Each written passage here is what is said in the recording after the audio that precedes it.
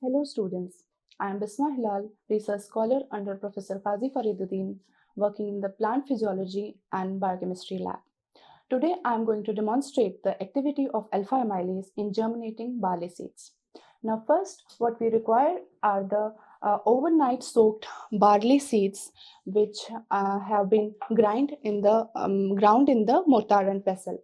Also we need some glassware, the chemicals such as the dipotassium phosphate and monopotassium phosphate which are used for making the buffer. Also the 1% starch solution, also the potassium iodide and which is needed to make the iodine solution, and also some other miscellaneous items. Now before starting the experiment, let me give you a brief introduction about the study. Now you all must be aware about the term enzymes. These are basically the biocatalysts that speed up the rate of reaction without itself being involved in the reaction. There are, if we look around, there are many enzymes present in the environment. Also in our living cells, there are thousands of reactions which have particular specific enzymes for their function. Now, during the germination of the seeds, in specifically in the starch containing seeds, what happens is that, such as in these barley seeds, these seeds produce enzymes which are mainly required for hydrolyzing the complex polysaccharides into the simpler carbohydrates like glucose, which is further used as a substrate for respiration.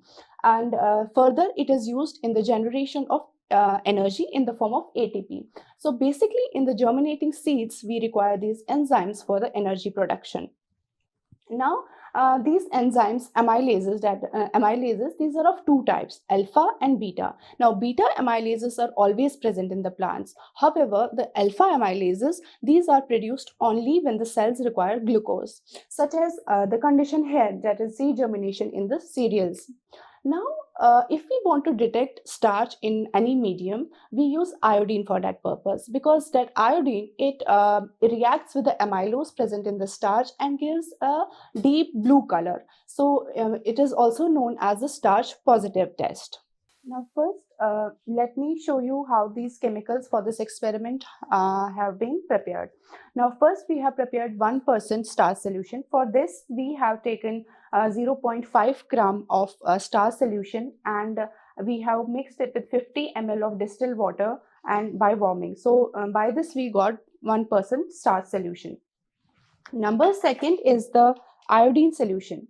This we prepared by dissolving 0.5 to 1 gram of potassium iodide in a few milliliters of water, and then we have added about 1 gram of iodine, and by this we got this iodine solution. And then we have to prepare the phosphate buffer, for which we have to first prepare two stock solutions, stock solution A and stock solution B. The stock solution A has 0.05 molarity of dipotassium phosphate. For this, we have taken 7.1 gram of dipotassium phosphate and dissolved it in 100 milliliters of water. By this we got the stock solution A. Now for stock solution B, we have taken monopotassium phosphate around by dissolving 1.1 gram of this monopotassium phosphate in 100 milliliters of water, and by this we got this stock solution B. Now we took we took 84 milliliters from stock solution A and 16 ml from stock solution B. By this we got this buffer, 100 ml buffer with pH 7. Okay. Now the chemicals are ready. Let's start the experiment. First, we take these water soaked barley seeds and we grind these in the presence of this phosphate buffer. After this, they are then filtered using a muslin cloth, and the filtrate obtained is here. Okay. So now we divide this filtrate into two parts. These are the two test tubes. In test tube 1, we have 1 ml of this filtrate, and also similar 1 ml in the other test tube. Now we will just boil one of the test tube. The first test tube, that is the control set, we will just boil it for around 10 minutes. I have already boiled this one. Fine. So Now after this, we will just add 3 ml of starch in both of these test tubes.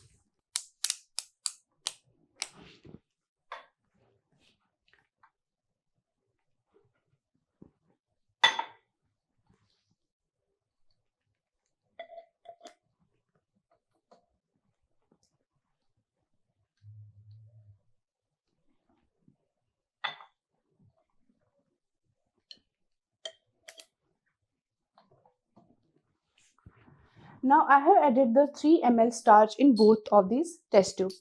After this, we have to add 1 drop of iodine in both of them. So this is the number first boiled one, and this is the one that is not boiled. Now we will add 1 drop of iodine in both of them.